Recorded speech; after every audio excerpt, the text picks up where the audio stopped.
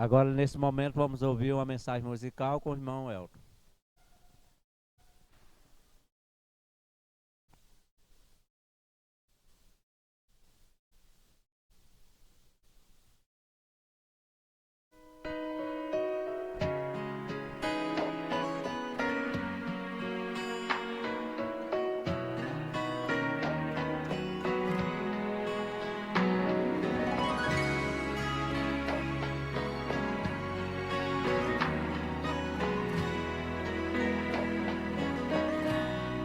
Não quero interromper o teu silêncio, ó Pai, mas é só orando que eu encontro paz. O vento da aflição quer apagar a chama da minha adoração. O mundo é o oceano, minha carne um furacão, minha vida é um barquinho buscando direção. Descansa em minha alma e acalma a tempestade que agita o meu coração.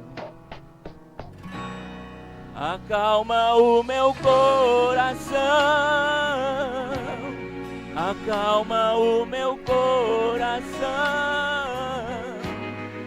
O vento está soprando, mas é te adorando e venço uma da aflição. Acalma o meu coração, acalma o meu coração. Só venço esse mundo se for em tua presença. Acalma o meu coração. O barulho do mar vem pra me confundir. Ó Pai, não deixe as ondas minha fé diminuir. Perdoa se pensei que ao meu, ao teu silêncio não estivesse aqui. Viver na superfície sem poder respirar. Por não te adorar, Seu oxigênio, Senhor, sem tua presença minha fé vai naufragar.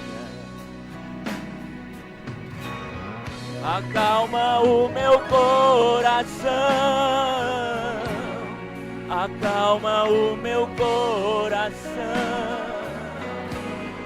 O vento está soprando, mas é te adorando que venço uma da aflição. Acalma o meu coração, acalma o meu coração. Só venço esse mundo se for em tua presença. Acalma o meu coração,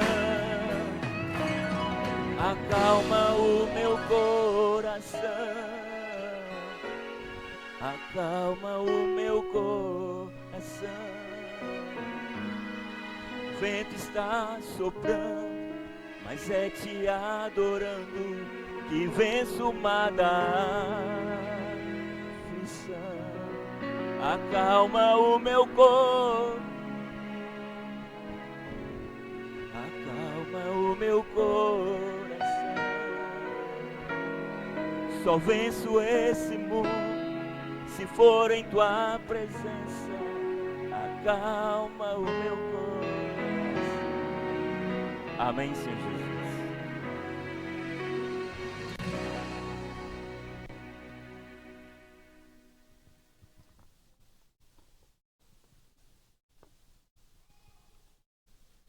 Eu saúdo a igreja na paz do Senhor Jesus. Oremos. Pai Celestial, vamos agora abrir a Tua Palavra. Senhor Deus, perdoa os nossos pecados em pensamentos, palavras e ações, para que possamos compreendê-la.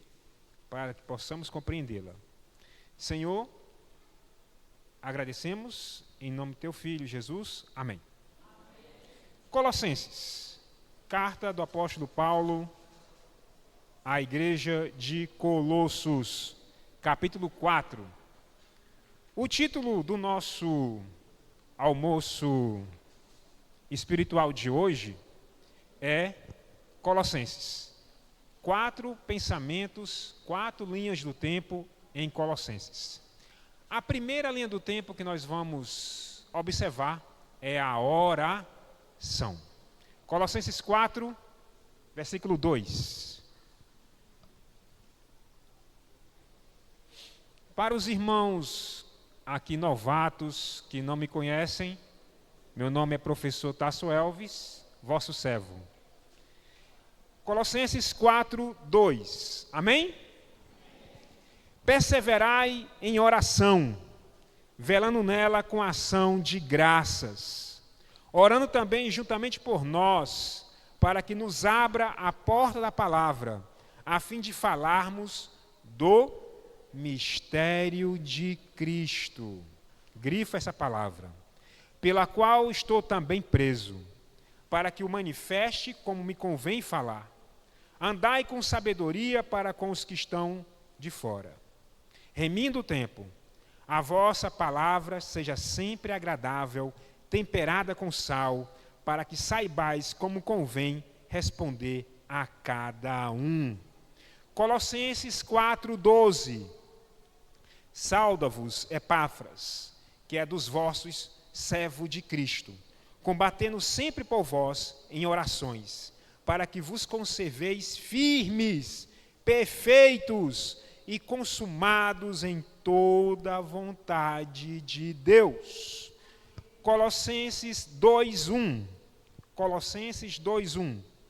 Porque quero que saibais quão grande combate tenho por vós e pelos que estão em Laodiceia, e por quantos não viram o meu rosto em carne. Amém. Irmãos, para nós compreendermos a carta de Paulo aos Colossenses, é necessário nós fazermos uma pequena revisão na história. Aqui no meu relógio são 10 horas e 49 minutos. Agora vamos iniciar a nossa aula, né? A nossa aula de 40 ou 45 minutos. Então, vamos fazer uma pequena revisão histórica na vida do apóstolo Paulo. Atos capítulo 9, Saulo de Tarso conhece a Cristo. Isso é por volta do ano 34. Ano 34, perdão, 34. 31 foi o ano que Jesus morreu na cruz, ok? Isso foi por volta do ano 34, quando as 70 semanas de Daniel se completaram. Os 490 anos de graça para a nação judaica se completaram. Então, no ano 34, Saulo de Tarso conhece a Cristo. Ele, de acordo com Gálatas, capítulo 1 ou capítulo 2, Paulo passa 2 anos ou 3 anos nas Arábias. Essa Arábia que ele passa é a Jordânia, certo? É a Jordânia hoje, ok? Havia aquela província chamada Arábia Petra, que corresponde hoje à Jordânia e à Península do Sinai. Hoje a Península do Sinai pertence ao Egito, ok? Então, depois de Paulo passar uns 2 ou 3 anos na Arábia, ele vai para a cidade de Tarso, que, de acordo com Gálatas 2, ele passa uns 10 anos na cidade de Tarso. Aí, depois desses anos todos, ele é convidado por Barnabé, aí a cidade de Antioquia. Lá em Atos capítulo 13, versículo 1, eles estão jejuando e orando, e o Espírito Santo fala o quê na reunião? O Espírito Santo fala: apartai para mim Barnabé e Saulo. E assim começa a primeira viagem missionária do apóstolo Paulo de Tarso. Nessa primeira viagem, ele vai pregar em Chipre, onde Paulo Sérgio se converte, um homem nobre da ilha de Chipre, e de lá ele vai pagar a Galácia, a cidade de Listra, Derbe e Icônio, e ele prega a mensagem na Galácia. Quando ele volta a Antioquia, ele recebe no zap a mensagem que os judaizantes estão perturbando a Galácia, as igrejas da Galácia, Listra, Derbe e Icônio. Aí o que acontece? Quem são os judaizantes? Os judaizantes são aqueles que acreditavam que Jesus era o Messias, mas que os cristãos deveriam observar as leis cerimoniais, né? E para ter a salvação, não basta crer na morte de Jesus, tinha que observar as leis cerimoniais. De acordo com o comentário bíblico da NVI, é nesse momento que Paulo escreve seu primeiro livro, a Epístola aos Gálatas. Essa epístola é escrita antes do Concílio de Jerusalém. Por isso que na epístola o Concílio de Jerusalém não é citado. E ele escreve a primeira epístola. Depois disso, ele faz a segunda viagem missionária, porém antes da segunda viagem missionária existe uma desavença. Eu queria arranjar outra palavra, mas não tinha. Tinha uma desavença entre ele e Barnabé.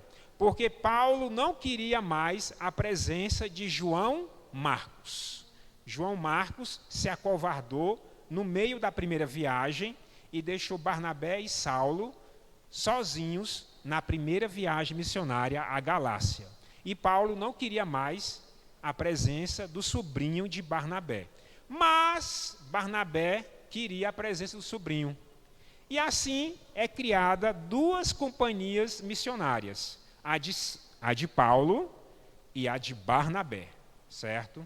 E Paulo começa uma nova viagem missionária. Se eu não me engano, o seu companheiro agora é Silas, né? Aí tem a segunda viagem missionária, tem a terceira viagem missionária. E nessas duas viagens missionárias, Paulo escreve Romanos, Coríntios 1, Coríntios 2, Tessalonicenses 1, Tessalonicenses 2. Ele escreve essas epístolas. Quando ele termina a terceira viagem missionária, ele vai passar antes de ir a Jerusalém, ele passa na casa de Filipe, que ele tem 4 filhas que profetizam. E as filhas de Filipe disseram o quê? Olha, se tu fores a Jerusalém, você vai ser preso, você vai apanhar, você vai sofrer. Mas, ele fazendo isso, o nome de Cristo seria mais e mais glorificado. E Paulo disse, eu vou. E Paulo foi e apanhou. Apanhou, foi preso, com todo direito, né? Apanhou, foi preso. E nessa prisão, ele passa 2 anos preso em Jerusalém. Possivelmente, é nesse momento que ele escreve a epístola aos Hebreus, possivelmente, certo? E de Jerusalém, lá na prisão dele, ele testifica para o rei Agripa. O rei Agripa é o sucessor de Herodes. E testifica para Félix, que é o sucessor de Pôncio Pilatos. Testifica para os dois, mostra o evangelho, mas é enviado a Roma. No meio da viagem, com as viagens, o apóstolo Paulo tem direito a muitas aventuras. O navio naufraga lá na ilha de Malta e ele é picado por uma serpente, mas nada acontece. E de lá ele vai a Roma, onde ele fica preso a primeira vez em Roma. Nessa primeira prisão em Roma, Paulo escreve 4 epístolas. Escreve Filipenses, escreve Colossenses, escreve Filemon e escreve Filipenses, Colossenses, Filemon e Efésios. Escreve essas 4 epístolas. Se você observar bem, Efésios e Colossenses são muito parecidos, a linguagem, as palavras são muito parecidas. E é nesse momento que nós nos encontramos aqui nesse capítulo, certo? Beleza. Quando Paulo, nessa primeira prisão, Paulo tem prisão domiciliar. Tem direito à visita, mora numa casa, beleza, tudo tranquilo. Aí Paulo é solto, beleza, e ele faz uma viagem, ele tem 2 anos, ele é solto em 62, e ele passa 2 anos livre. E é nesse momento que ele escreve a carta Oxente Menino de 1 de Timóteo. A carta de 1 de Timóteo, ok? Porém, todavia, lá em Roma, no dia 18 de julho de 64, eu lembro como hoje, acontece o incêndio em Roma. Roma era uma cidade que tinha 1 milhão de habitantes e tinha 14 bairros. Quantos bairros havia em Roma? 14 bairros. E o incêndio destrói 10. O incêndio não chega em 4 bairros. Mas quem mora? Quem mora nesses 4 bairros que o incêndio não pega? Mora um povo chamado de os cristãos. É nesse momento que a esposa do imperador, quem é o imperador? É uma pessoa muito calma, muito tranquila, gente boa. É uma pessoa chamada Nero, né? Nero César, certo? Uma pessoa que eu sinceramente queria ficar bem longe dele. Sim, a esposa de Nero, ela é judia. E ela é amiga dos fariseus e dos saduceus. Pessoas que amavam Jesus, pode crer. Certo? E amavam Paulo também. E os fariseus e saduceus chegaram para a esposa de Nero e disse para ela: olha, tu vai colocar na cabeça do imperador que o culpado do incêndio é essa raça de cristãos. E o líder dos cristãos é um indivíduo chamado Paulo. E tu vai exigir do imperador a morte de Paulo. Faça isso, né? Esse filme nós já assistimos na Bíblia. Não já assistimos um filme igual a esse? Onde a esposa de um rei pede a cabeça, e literalmente foi a cabeça de Paulo mesmo, a cabeça de um profeta. Vocês se lembram dessa história? É a história de João Batista. O fim de Paulo é igual o fim de João Batista, né? E Paulo é preso.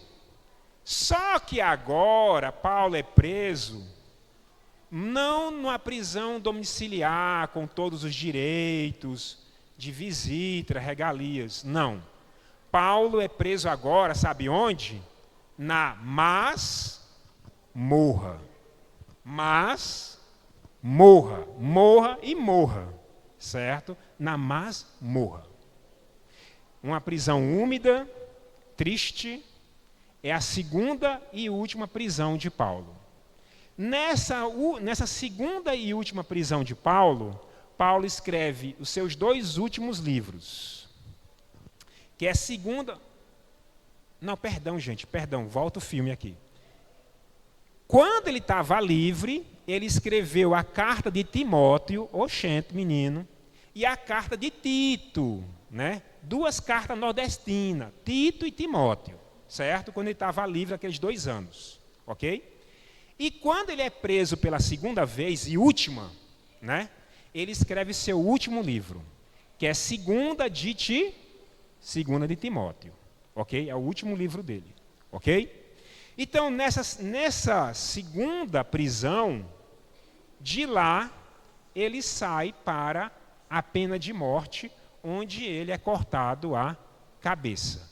Isso no ano 68. E o nome do imperador é Nero. Nero César. Sim, continuando, na primeira prisão de Paulo, vamos agora comer, né? Vamos comer aqui Colossenses 4, verso 2, ok?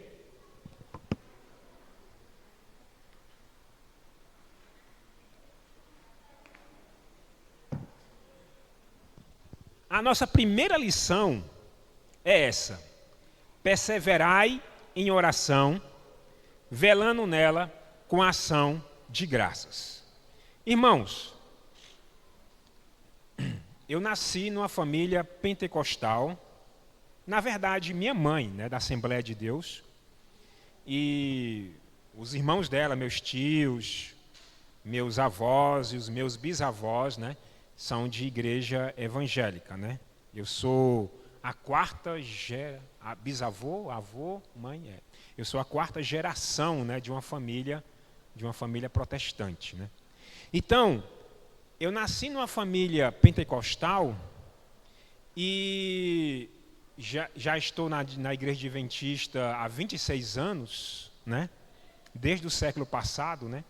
Algumas pessoas aqui eu conheço de mais de um século, certo? E uma coisa que eu observei, comparando a Assembleia de Deus, quando eu era membro da Assembleia de Deus, com a Igreja Adventista, depois que eu entrei na Igreja Adventista, uma coisa que eu observei é que nós, adventistas, nós não somos tão dedicados à oração como os pentecostais que eu conheci na minha época, né? Quando eu me congregava lá nos anos 80. E uma coisa que nós devemos voltar é ter uma vida de oração. Nós temos que ter uma intimidade na oração, certo? Porque a oração nos comunica poder, certo? A oração nos dá vida. A oração juntamente com a palavra, porque quem ora vai querer ler a palavra de Deus. E quem lê a palavra de Deus vai querer orar. Porque a oração e a palavra é como a internet. A internet tem um download, né? E tem o upload, né? Então, quando nós comemos a palavra, é o download. Nós ouvimos a voz de Deus. A voz de Deus vem para nós, né? E quando nós oramos, é o upload, sobe, né? E a internet é isso, tem que ter upload e download, upload e download, upload e download, porque senão não existe a conexão, né? A comunhão, certo? Então nós temos que ter essa oração. E a questão tem mais coisas sobre isso, porque quando nós lemos, nós acabamos de ler, Colossenses 4, versículo 12, diz assim: sauda-vos Epáfras. Epáfras é como se fosse um pastor distrital lá da Galácia, ou de Colossos, que é dos vossos, servo de Cristo, combatendo sempre por vós em orações, para que vos conserveis firmes, perfeitos, consumados em toda a vontade de Deus. Colossenses 2:1, porque quero que saibais quão grande combate tenho por vós e pelos que estão em Laodiceia, porquanto não viram o meu rosto em carne. Gente, a nossa oração, ela é um combate. A oração é uma guerra. É uma guerra. Eu não sei se vocês passam por isso, mas, gente, quando eu estou no meu quarto orando, gente, sinceramente, a minha mente ela gira, certo? Eu começo, às vezes eu estou orando, de repente vem na minha mente uma briga que eu tive quando era criança, de repente vem na minha mente uma coisa que eu fiz semana passada, de repente vem na minha mente, enfim, vem cada coisa na minha mente que não faz sentido, sabe? Não faz sentido nenhum aquele pensamento ter vindo na minha mente, não faz sentido. E eu fico lutando para ficar no foco da oração. Eu não sei se vocês passam por isso quando vocês estão orando, no quarto de vocês, né? Entendeu? Vocês lutarem para o pensamento ficar fixo na oração. Mas a oração que nós temos que fazer é uma oração de guerra. E como é oração de guerra? Nós temos que orar com convicção.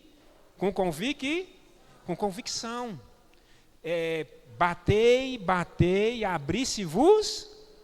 Quem pede, recebe. Quem busca, encontra. Nós temos que orar com convicção. Nós temos que orar focalizado. Não podemos deixar nenhum outro pensamento vir na nossa mente. Nós temos que orar com energia, com garra, com vitalidade. Nós temos que orar com fé, né? Com convicção, certo? E nós temos que orar pelos nossos familiares, por nós mesmos, pela nossa salvação, pela nossa santificação. Temos que orar pelos outros que estão na nossa responsabilidade. Quem tem esposa, quem tem filhos. Temos que preocupar uns com os outros. Enfim, e lutar constantemente, né? Perseverar na oração. Nós temos um hábito de orar. Os judeus que se dedicam à fé deles, por exemplo, se você olhar Daniel capítulo 3, Daniel capítulo 10, você vai ver que Daniel orava 3 vezes ao dia. Os judeus, até hoje, eles têm a oração do amanhecer do sol, a oração do meio-dia e a oração do pôr do sol. Os muçulmanos xiitas, eles têm o mesmo hábito. Os muçulmanos sunitas, né? No caso dos sunitas, eles oram 5 vezes ao dia, certo? 5 vezes ao dia, os sunitas. Os xiitas, juntamente com os judeus, eles oram 3 vezes ao dia, certo? Então, nós temos que ter o hábito de oração, nós temos que ter a oração de guerra, a oração de convicção, a oração viva, certo? Oração viva. E quando eu falo oração de guerra, não é que você vai brigar com Deus, né? Que nós não somos ninguém para brigar com Deus, né? Ou melhor, brigar contra Deus, mas brigar com Deus ao nosso lado, né? Não contra Deus, mas com Deus. Acho que vocês estão entendendo o que eu quero dizer, né? Lutar, buscar o Senhor com fé viva, com convicção, que essa é a oração que agrada ao Senhor. Amém? A outra coisa interessante o texto diz, orar com ação de graças. Gente, Deus não gosta de gente ingrata. Lembra dos leprosos? Eu acho que eram leprosos eles. Mateus capítulo 8. Eram 10 e só um voltou para agradecer. E Jesus, ele fez a observação. Cadê os outros? Né? Então, nós temos que agradecer. Queridos, quando vem na minha mente pensamentos de tristeza, vem na minha mente pensamentos de raiva, sabe como é que eu limpo, né? Sabe como é que eu faço um clean, né, na minha mente? Eu falo assim o seguinte: Deus, obrigado pela vida, Deus, obrigado pela minha casa, obrigado pela roupa, obrigado pelo sustento, Deus, eu agradeço por isso, eu agradeço por aquilo. Gente, quando eu agradeço a Deus, gente, aquele pensamento de tristeza, aquele pensamento ruim, ele vai embora, certo? Entendeu? Ele vai embora na hora. Amém? O outro tópico que eu quero falar é esse aqui, versículo 6. A vossa palavra seja sempre agradável, temperada com sal, para que saibais como convém responder a cada um. Colossenses capítulo 3, versículo 8, versículo 9, diz o seguinte: mas agora despojai-vos também de tudo, da ira, da cólera, da maledicência, da malícia, das palavras torpes da vossa boca. Não mintais uns aos outros, pois já vos despiste do velho homem com seus feitos, e vos vestiste do novo, que se renova para o conhecimento, segundo a imagem daquele que o criou. Irmãos, como o tempo é pouco, eu vou frisar nas palavras com sal e na maledicência, certo? Gente, a maledicência é o mau caráter de falar negativo da vida dos outros, certo? E uma das coisas que nós não podemos permitir em nós é a maledicência. Nós aqui somos o corpo de Cristo, certo? Somos o corpo de Cristo. Então, existe a mão, existe as mãos, existe os pés, existe a cabeça, existe o pescoço, existe os pulmões. Nós somos o corpo de Cristo. A mão não pode agredir a outra parte do corpo, certo? Então, o que nós vemos hoje na igreja, né? O que nós vemos hoje na igreja? Nós vemos, infelizmente, muitas vezes, um irmão denigrindo a imagem de outro irmão. Mas o que foi que Jesus ensinou em Mateus 18, 15? Né? Em Mateus 18, 15. Por exemplo, qual é o nome do irmão? Francisco. Vamos supor que eu e o irmão Francisco somos amigos. Eu frequento a casa dele, ele frequenta a minha casa, conversamos muito. E eu descubro alguma coisa negativa na vida do irmão Francisco. E qual é a minha atitude? Qual é a minha atitude em relação ao Evangelho? Em relação a Mateus, capítulo 18. Bom, existem duas atitudes que eu posso tirar dali. A primeira é a seguinte: o que Jesus disse? Que se tem alguém que eu vejo algo que é contrário aos ensinos do Evangelho, eu vou a ele em privado, né? E como eu tenho amizade com ele, eu, em nome de Jesus Cristo, com amor, eu repreendo. Certo? Com muito amor, eu repreendo. Ou então, eu fico em silêncio e fico orando por ele.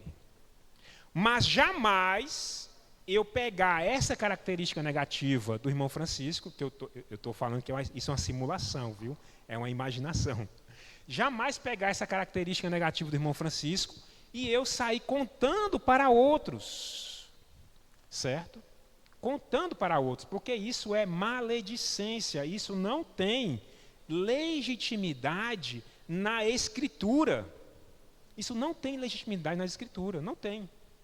O que eu poderia fazer é chegar a ele em privado e a conversa ficar só entre nós e com muito amor eu repreender. E se for ele me repreender com muito amor. Porque nós somos aqui irmãos uns dos outros. Lembra em Efésios capítulo 4, que Paulo fala, cada um considere seu irmão superior a si mesmo? Nós estamos aqui para ser irmãos uns dos outros. E nós estamos aqui para ser pastor um dos outros. Certo? Um cuidar dos outros. O que foi que Jesus disse para Pedro? Pedro, apacenta as minhas ovelhas. Então nós temos que cuidar de um dos outros. Amém? Lembra daquele texto de Romanos capítulo 8, versículo 28?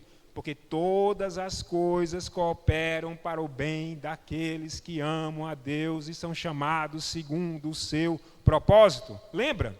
Então é o seguinte, vocês são chamados por Deus. Amém? Então, se vocês são chamados por Deus, e aqui é o corpo de Cristo, é porque Deus colocou o irmão Francisco aqui, porque ele tem uma palavra para mim, eu tenho algo a aprender com o irmão Francisco tem algo a aprender comigo, certo? O Elvis, eu tenho algo a aprender com o Elvis, e o Elvis tem a aprender algo com o Elvis, certo?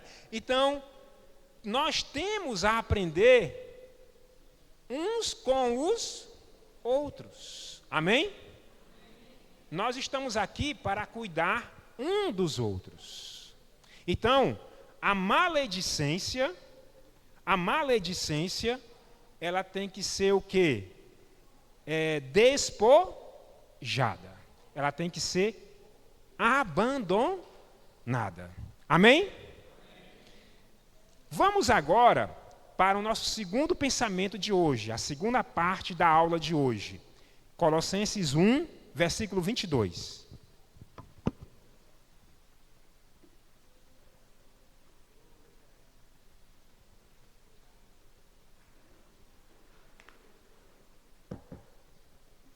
Colossenses 1, 22. Vocês se lembram que quando nós lemos Colossenses 4:13, ou 4:3, Paulo diz, para que Deus nos abra a porta da palavra, a fim de falarmos do mistério de Cristo. E eu disse, olha, grifa esse mistério de Cristo, que nós vamos comentar o mistério de Cristo. Então vamos agora ler Colossenses 1, 22.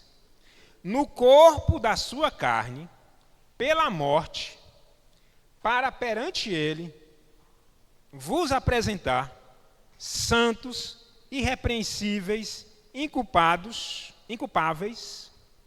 se na verdade permanecerdes fundados e firmes na fé, e não vos moverdes à esperança do evangelho que tendes ouvido, o qual foi pregado a toda criatura que há debaixo do céu, e do qual eu, Paulo, fui feito ministro. Regozijo-me agora no que padeço por vós, e na minha carne cumpro o resto das aflições de Cristo pelo seu corpo, que é a igreja, da qual eu estou feito ministro segundo a dispensação de Deus, que me foi concedida para convosco, para cumprir a palavra de Deus. O mistério que esteve oculto desde todos os séculos, em todas as gerações, que agora foi manifesto aos seus santos, as quais Deus quis fazer conhecer quais são as riquezas da glória deste mistério entre os gentios, que é Cristo em vós, a esperança da glória. A quem anunciamos, admoestando a todo homem e ensinando a todo homem em toda sabedoria, para que apresentemos todo homem perfeito em Jesus Cristo. E para isto também trabalho, combatendo segundo a sua eficácia, que opera em mim poderosamente. Amém. Então vamos compreender o mistério de Cristo. Paulo diz que no verso 27, aos quais Deus quis fazer conhecer quais são as riquezas da glória deste mistério entre os gentios, que é Cristo em vós, a esperança da glória. As riquezas da glória. Em Efésios que é um livro contemporâneo de Colossenses, lembra que Efésios, Filipenses e Colossenses foram escritos na mesma época, na prisão, certo? Em Efésios, capítulo 1, versículo 16 e 17, Paulo faz a oração pedindo a Deus que os cristãos em Éfeso, eles recebessem o que de Deus? Versículo 17, no final. o espírito de sabedoria e de revelação. Versículo 18, que eles compreendessem a esperança da sua vocação e as riquezas da glória. E o verso 19, que eles recebessem o poder de Deus. Espírito de sabedoria, espírito de revelação, a esperança da vocação, as riquezas da glória e o poder. E Paulo diz que o mistério é os gentios conhecer as riquezas da glória. As riquezas da glória. Se você comparar, que nós não temos tempo agora, Efésios 1, do 16 ao final do capítulo, e se você ler em casa Colossenses 1, você vai descobrir, comparando os dois capítulos, que as riquezas da glória é o fruto do Espírito Santo. Amor, gozo, paz, benignidade, bondade, fé, mansidão, domínio próprio. Glória a Deus, amém? As riquezas da glória é o fruto do Espírito Santo. Colossenses capítulo 1, versículo 5 e 6. Por causa da esperança que vos está reservada nos céus, da qual já antes ouviste pela palavra da verdade do Evangelho, que chegou a vós, como também está em todo o mundo, e já vai frutificando, como também entre vós, desde o dia que ouviste e conheceste a graça de Deus em verdade. Conhecer a graça de Deus em verdade. O que é conhecer a graça de Deus em verdade? Gente, conhecer a graça de Deus em verdade, diferente do que nós vemos hoje nas igrejas por aí, o que é conhecer a Cristo hoje para muitas pessoas? Conhecer a Cristo para muitas pessoas é ir numa igreja no domingo à noite e no final do culto levantar a sua mão, vir aqui na frente, aceitar Jesus, pronto. Já pode empacotar, enviar no Sedex que chega no céu. Pronto. E não é assim. Isso não é conhecer a Cristo, isso é o início de conhecer a Cristo. Conhecer a Cristo em verdade é o mistério de Cristo está em nós. É Cristo em nós, a esperança da glória. Conhecer a Cristo de verdade é usufruir das riquezas da glória, é usufruir do fruto do Espírito Santo. Preste atenção, Colossenses 1, versículo 22. No corpo da sua carne, pela morte, para perante ele vos apresentar santos, irrepreensíveis e inculpáveis. Inculpáveis. Isso é muito maravilhoso. Verso 28. A quem anunciamos, admoestando a todo homem, ensinando a todo homem, em toda sabedoria, para apresentarmos todo homem perfeito em Jesus Cristo.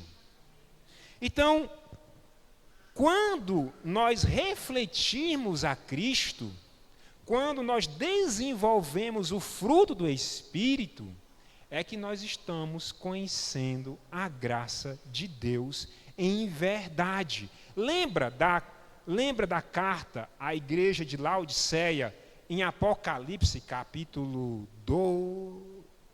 3, lembra? Que Jesus critica Laodiceia. Tu dizes, rico sou e de nada tenho falta. Mas não sabes tu que és pobre, cega e nua. Por que Jesus chama ela de pobre? Porque ela não tem as riquezas da glória. Ela não tem o fruto do Espírito Santo. Ok? Não tem o fruto do Espírito Santo. Prossigamos.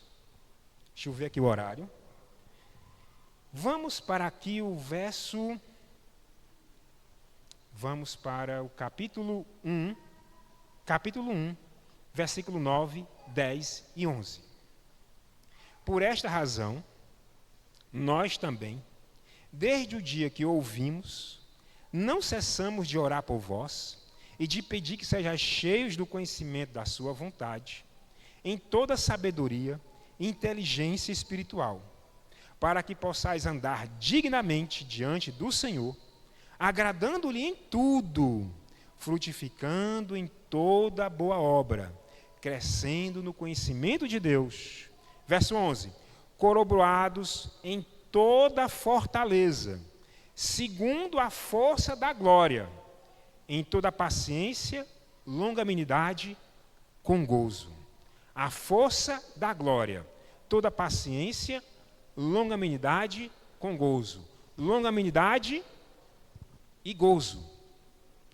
Longanimidade e gozo é o quê? Fruto do Espírito Santo. Fruto do Espírito Santo. Então, temos que desenvolver o fruto do Espírito Santo, irmãos. 1 de Pedro, ou melhor, 2 de Pedro. 2 de Pedro, capítulo 1, versículo 4 e 5. Segunda Epístola de Pedro, capítulo 1, verso 4 e 5. Olha só. Eu estou ouvindo aqui as Bíblias passando, então eu vou esperar um pouquinho.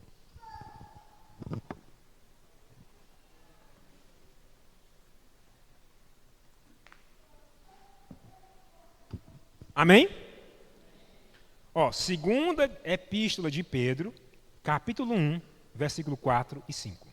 Pelas quais ele nos tem dado grandíssimas e preciosas promessas, para que por elas fiqueis participantes na natureza divina, havendo escapado da corrupção que pela concupiscência há no mundo. E vós também, pondo nisto mesmo toda a diligência, vou dar paradinha aqui. E vós também, pondo nisto mesmo toda a diligência. Qual é a nossa diligência? Desenvolver a natureza divina. E quando é que nós desenvolvemos a natureza divina? Nós desenvolvemos a natureza divina quando nós desenvolvemos o fruto do Espírito Santo. Entende? Então, essa é a diferença, irmãos. Essa é a diferença das virgens loucas das virgens sábias. As virgens sábias, elas têm o quê? Azeite. Elas não têm sobra. Elas não têm falta de azeite. As loucas, elas tinham azeite no início. Mas com elas acabou. Né? Acabou. Né? Chegou um momento que acabou. E qual é a diferença entre os dois? O temor ao Senhor é o princípio da sabedoria. As virgens sábias, elas viveram na presença de Deus, elas desenvolveram a natureza divina, desenvolveram o fruto do Espírito Santo. As virgens loucas, elas iniciaram, elas têm a lâmpada,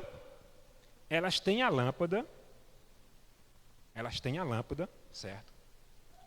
Lâmpada para os meus pés é a tua palavra e luz para o meu caminho. Elas tiveram o azeite no início, porque para ser virgem, para ser uma virgem, né, dentro do povo de Deus, elas foram trazidas pelo Espírito Santo. Mas elas não desenvolveram o fruto do Espírito Santo. Lembra da festa lá em Mateus 22, onde Jesus compara essa festa com as bodas do Cordeiro, e aparece alguém com vestes inadequadas? Essa pessoa não desenvolveu o fruto do Espírito Santo. Lembra do servo fiel e prudente e o servo mau? o servo mau não desenvolveu, o fruto do Espírito Santo não desenvolveu a natureza divina.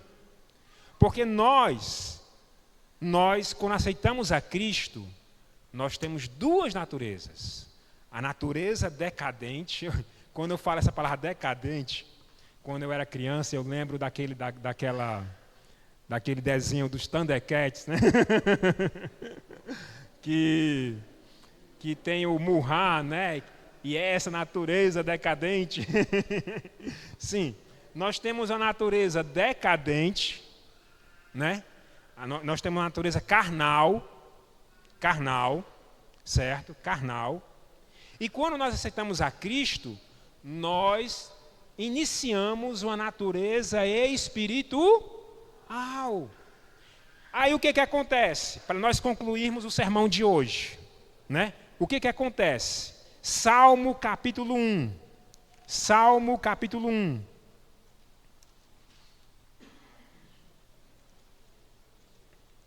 Salmo capítulo 1. Versículo 1, 2 e 3. Salmo capítulo 1, 2 e 3. Salmo 1.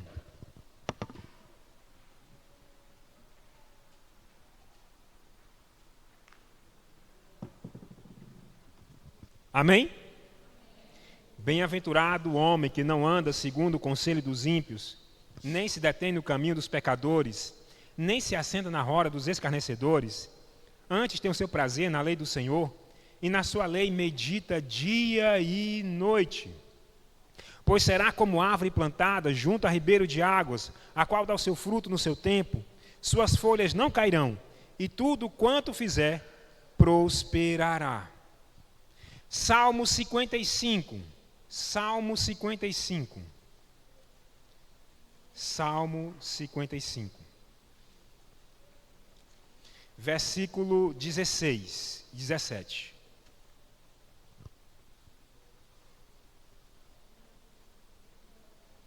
Amém?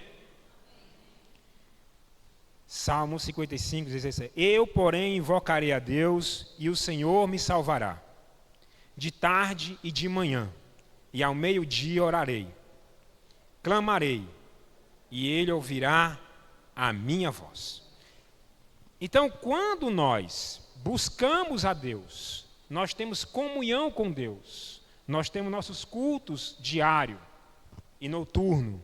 Quando nós temos comunhão com o Senhor, quando nós estamos na internet celestial, né? Download, a leitura da palavra. Upload, a oração. Quando nós estamos nessa conexão, a nossa natureza divina, ela é desenvolvida. Amém? Ela é desenvolvida. Gente, eu estou com vontade de largar vocês só 5 horas da tarde. A nossa natureza, ela é desenvolvida, a nossa natureza é espiritual, certo? O fruto do Espírito é desenvolvido. E quando o fruto do Espírito é desenvolvido, eu prometo que eu vou acabar, viu? Eu prometo que eu vou acabar o sermão. Olha só. Vamos para Efésios. Olha só. Efésios capítulo 3. Efésios capítulo 3, versículo 14, 15, 16, 17. Olha só. Efésios 3, 14, 15, 16, 17. Eu sou apaixonado por Efésios, Filipenses e Colossenses. Entendeu? Mas eu acho que não dá para desconfiar não, né? Desculpe. Por causa disto, me ponho de joelho perante o Pai de nosso Senhor Jesus Cristo, do qual toda a família nos céus e na terra toma o nome.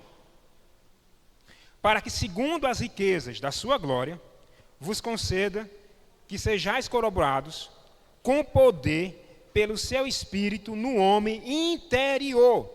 Vos conceda que sejais corroborados com poder pelo seu Espírito no homem interior. Então veja, se nós desenvolvermos, verso 16, se nós desenvolvermos as riquezas da sua glória, que é o fruto do Espírito Santo, nós vamos desenvolver o poder de Deus, certo? Lembra lá de Efésios capítulo 1? Efésios capítulo 1, versículo 16 a 22, diz assim: diz que nós temos que pedir a Deus o espírito de sabedoria, espírito de revelação, a esperança da vocação, as riquezas da glória e o poder. E nós vamos desenvolver o poder só quando nós desenvolvermos as riquezas da glória. Ok? Então, esse foi o nosso almoço, né, de hoje. Eu teria mais outros tópicos para falar em Colossenses, certo? Mas o tempo já se esgotou, né? Já são 11 horas e 37 minutos. Então, vou parar aqui, ok? Em outro momento, nós podemos passar a tarde, podemos passar vários momentos aqui com menos de Colossenses, com menos de Efésios, com menos de Filipenses, certo? São coisas assim que eu sou apaixonado também, certo? E o irmão Elton vai fazer a música final, e depois que ele cantar a música final, a gente fica de pé e façamos a oração final. Beleza.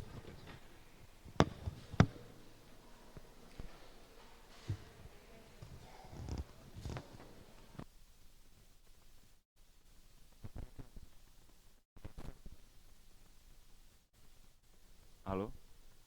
A igreja quiser me ajudar a louvar, que seja, me ajude, né, no final.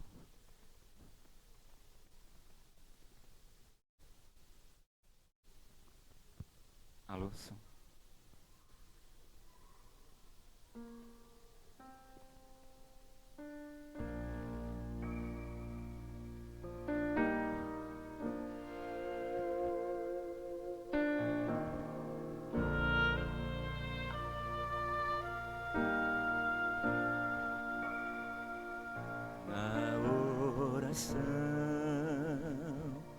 Encontro calma na oração, encontro paz, orar a Deus faz bem à alma, falar com Deus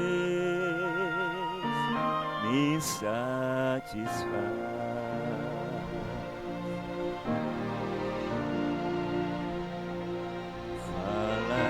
Com Deus, que privilégio abrir a alma ao Criador, sentir que os céus estão abertos, ir a voz do Salvador. Todos.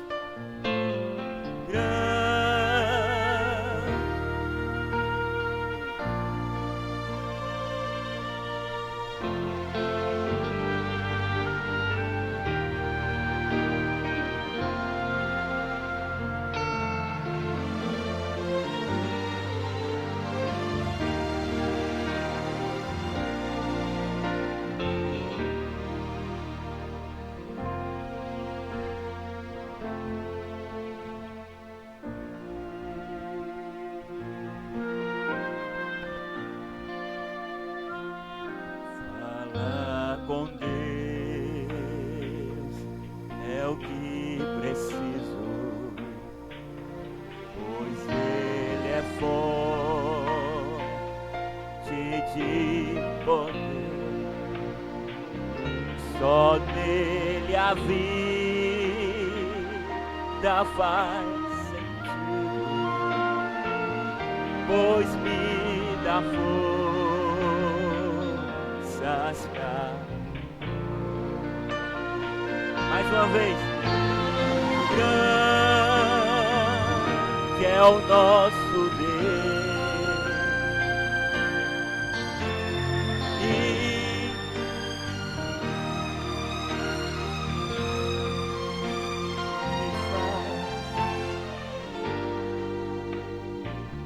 Não tem limite em seu perdão. Encontro paz, grande Deus, e as obras que Ele faz,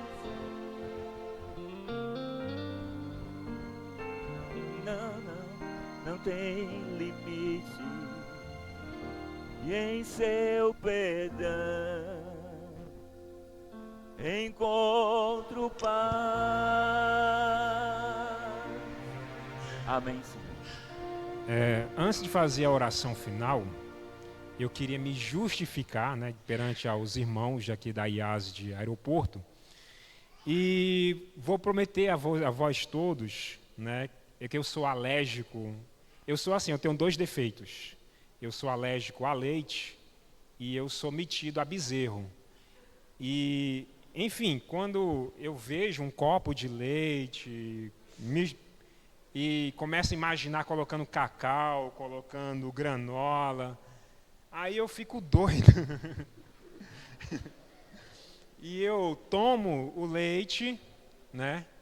Mas vem as consequências, né? Vem as consequências. Mas já faz vários dias, uns 2 ou 3 ou 4 dias, que eu me afastei do leite, mas ainda permanecem as consequências, né? Então, eu peço a Deus que eu me converta de ficar longe do leite, né? Bom, façamos a oração final. Pai Celestial, estamos aqui na Tua casa, Senhor, e vamos agora para os nossos lares. Agradecemos, Senhor Deus, o alimento, que possamos ter outras oportunidades para comermos Colossenses, comermos Efésios, comermos Filipenses, nos alimentar, Senhor Deus, para que nós sejamos ricos da glória de Deus.